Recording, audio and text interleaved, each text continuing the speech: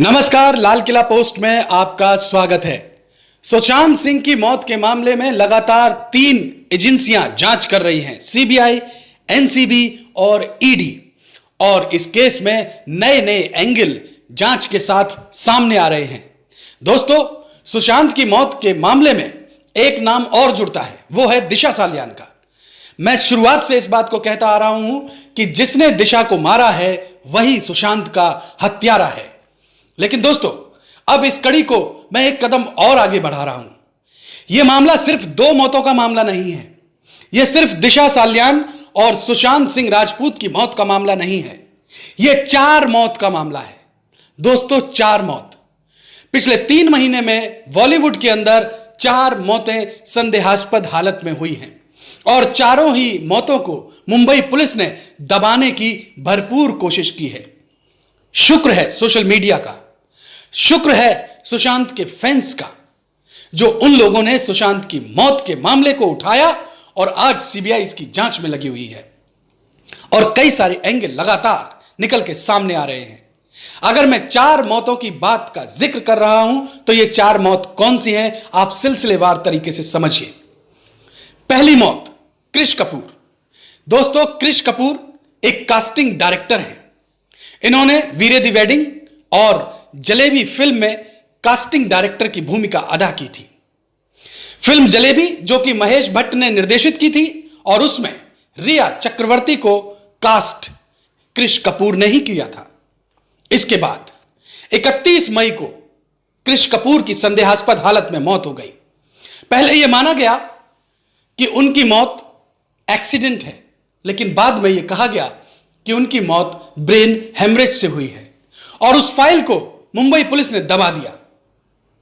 इसके बाद दूसरी मौत होती है 8 जून को दिशा सालियान की।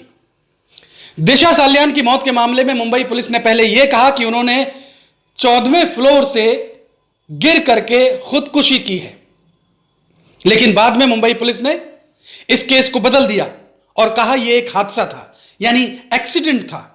मुंबई पुलिस ने जो पंचनामा दायर किया उसमें इस बात को लिखा कि जिस समय उनकी डेड बॉडी उन्होंने रिकवर की, उस समय दिशा सालियान की डेड बॉडी पर कोई कपड़ा नहीं था, वो न्यूड थी। लेकिन जिन लोगों ने दिशा सालियान की डेड बॉडी को देखा, उन्होंने इस बात की गवाही दी कि दिशा सालियान के जिस्म पर कपड़े थे। आखिर मुंबई पुलिस ने पंचनामे में यह घालमेल क्यों किया? दिशा सालियान की मौत 8 जून को होती है। इसके बाद उनका मोबाइल फोन कोई इस्तेमाल कर रहा है। उनके मोबाइल फोन से लगातार इंटरनेट चैटिंग होती है, कॉलिंग होती है और यह सब कुछ 17 जून तक होता है। यानी दिशा सालियान की मौत के 9 दिन बाद तक उनका फोन आखिर कौन इस्तेमाल कर रहा था? इस केस में भी बहुत सारे सवाल हैं। मुंबई पुलिस ने इसे भी दबाने की कोशिश की। इसके 6 दिन बाद, यानी 8 जून की दिशा सालियान को जो मौत होती है, उसके 6 दिन बाद 14 जून को सुशांत सिंह की मौत होती है। सुशांत सिंह के मामले में पुलिस ने इसे खुदकुशी करार दे दिया और कहा कि सुशांत सिंह ने खुद को फांसी के फंदे से लटकाकर खुदकुशी कर ली। इस केस में एक के बाद एक इतनी लापरवाहियां सामने आई हैं कि अगर बोलना शुरू करें तो 1 घंटा भी कम पड़ जाए। मुंबई पुलिस से लेकर डॉक्टर से लेकर विटनेस से लेकर सब कुछ इस केस में गड़बड़ जाला है। इस केस की सीबीआई जांच हो रही है। पूरा देश इसको निगाह भर के देख रहा है। तीसरी मौत के बाद जो चौथा बड़ा नाम आता है वो है स्टीव पिंटो। दोस्तों, जुलाई के आखिरी सप्ताह में स्टीव पिंटो की एक रोड एक्सीडेंट में मौत की खबर सामने आती है। स्टीव पिंटो दिशा सालियान का एक करीबी दोस्त था और जिस वक्त दिशा सालियान की मौत हुई, उसके बाद से ही स्टीव पिंटो काफी सदमे में था और वो लगातार सोशल मीडिया पर अपना मैसेजेस डाल रहा था और तमाम सारे हैशटैग के जरिए वो इशारा कर रहा था कि दिशा सालियान की मौत खुदकुशी नहीं है, हादसा नहीं है, बल्कि ये एक मर्डर है। और इसमें उसने 4 नामों का जिक्र भी किया था, इशारा भी किया था, और ये 4 नाम हैं महेश भट्ट, सलमान खान, सूरज पंचोली, करण नार्वेकर। दोस्तों, कई सारे हैशटैग के जरिए स्टीव पिंटो ने कोलकाता, मिस्ट्री, प्रोस्टिट्यूशन, ट्रैफिकिंग, ऐसे तमाम सारे शब्द उसने इशारों में कहे थे। वो कहना चाह रहा था कि कुछ बड़ा राज है लेकिन वो खुल के नहीं बोल पा रहा था और इसी बीच उसकी भी मौत की खबर सामने आ गई। रोड एक्सीडेंट में बताया गया कि उसकी मौत हो गई। दोस्तों, ये एक मौत नहीं है, ये 4 मौत हैं।